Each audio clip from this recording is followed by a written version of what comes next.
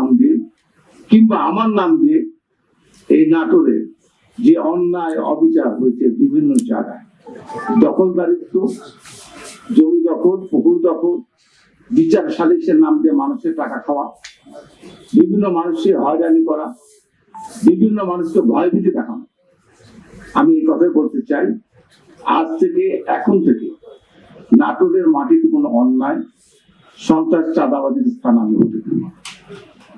আমি আমার প্রশাসনের কর্মকর্তাদের কাছে আমার অনুরোধ থাকবে, আমি আপনাদের সহযোগিতা চাই, এবং সে আমার দলের লোক হোক আর আমার ফ্যামিলির লোক, আমার বাপ হোক, আমার ভাতিজা হোক, আমার ভাই হোক, আমি জীবনে কখনো অন্যায়ের কাছে মাথা নত করি না। আমি আজকে একটা উদাহরণ দেবো।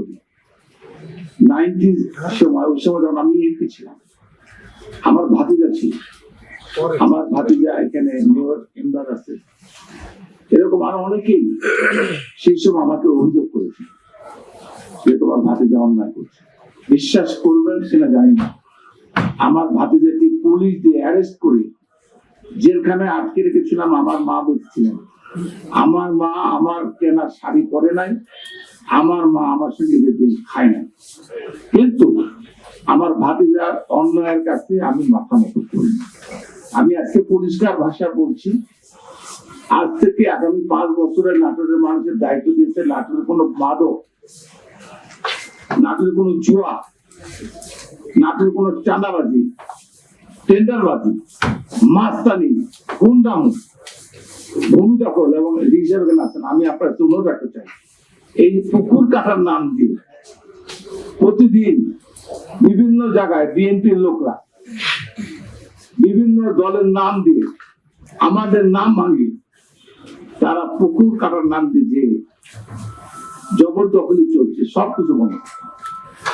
আপনারা জানেন যে পরিবেশ মন্ত্রণালয়, আমি গাড়িতে আসার সময় পরিবেশ মন্ত্রণালয় টেলিফোন করেছি, তাকে বলেছি ইমিডিয়েট আপনারা তাদের চিঠি পাঠিয়ে ডিসি সাহেবদেরকে দিয়ে আপনারা এগুলো বন্ধ করেন। আমার একটাই অনুরোধ, সেটা হচ্ছে নাটোর একটা শান্তির নাটোর উপহার দেবো, এটা আমার প্রতিষ্ঠা। এই নাটোরকে আমি একটা উন্নয়নের নাটক দেবো। আমি এই জন্য আমি জামাতের লোকজনকে ডেকেছি বা বৈষম্য ছাত্র দল বা এনসিপিকে ডেকেছি, এই জন্য আমরা সকল রাজনৈতিক দল মিলে, সকলে মিলে আমরা ঐক্যবদ্ধভাবে একটা শান্তির নাটক, উন্নয়নের নাটক, একটা সুন্দর নাটক, বসবাস উপযোগী। রাজশাহীতে যেভাবে রাজশাহীর মানুষ, সকল মানুষ যেরকম ভাবে জীবনযাপন করে, আমরা ঠিক নাটোরের মানুষ একটা সুন্দর নাটোর সকলে মিলে যেন আমরা বসবাস করতে পারি, সেই নাটোর আমরা আগামী দিনে আমরা প্রতিষ্ঠিত করতে চাই।